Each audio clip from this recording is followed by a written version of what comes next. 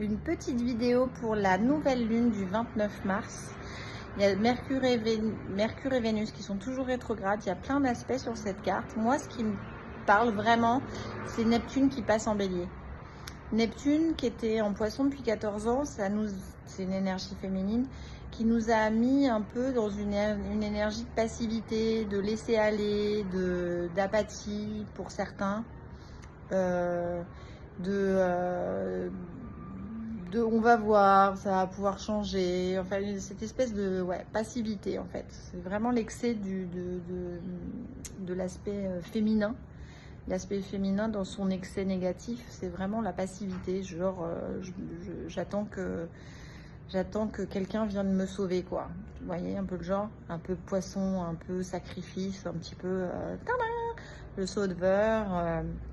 Et en fait, finalement, Neptune en bélier, moi, ce que j'aime dans cette énergie, c'est que Neptune passe dans un signe masculin. Et là, du coup, on a vraiment cette impulsion à l'action, au mouvement. Et que là, c'est vraiment le moment, en fait, d'ancrer des nouvelles habitudes, en fait, avec nos croyances, avec notre foi, avec notre personnalité, avec c'est l'énergie féminine qui se met au boulot en fait. Et ça j'adore, j'avoue j'adore. Parce que le karma, là on était entre deux éclipses, donc c'est un gros nettoyage karmique. Mais il faut savoir sur le karma qu'en fait le karma c'est tous les jours. Le karma c'est tes pensées, c'est tes paroles, c'est tes gestes en fait. Si tu te réveilles le matin, tu prends 3 cafés, le ventre vide, des viennoiseries et du jus d'orange, tu fumes ta clope, tout ça, ça crée des toxines en fait. Et les toxines, elles vont fatiguer ton organisme. Et si ton organisme est fatigué, tu vas forcément être de mauvaise humeur envers toi et vers les autres aussi. Et du coup, ça va créer des pollutions en fait, ça va créer des pollutions internes et externes.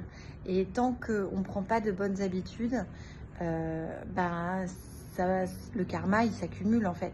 Voilà. Donc, pour faire du karma positif, il faut ancrer des nouvelles habitudes positives. D'accord? Même si j'aime pas trop positif, négatif, mais bon, vous avez compris. Donc voilà.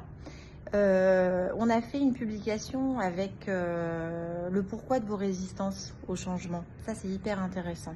Et puis, on vous concocte plein de choses avec Juju. Ça devrait pas tarder, mais je veux pas spoiler. Alors, je vous fais des gros bisous et je vous souhaite une très belle nouvelle lune.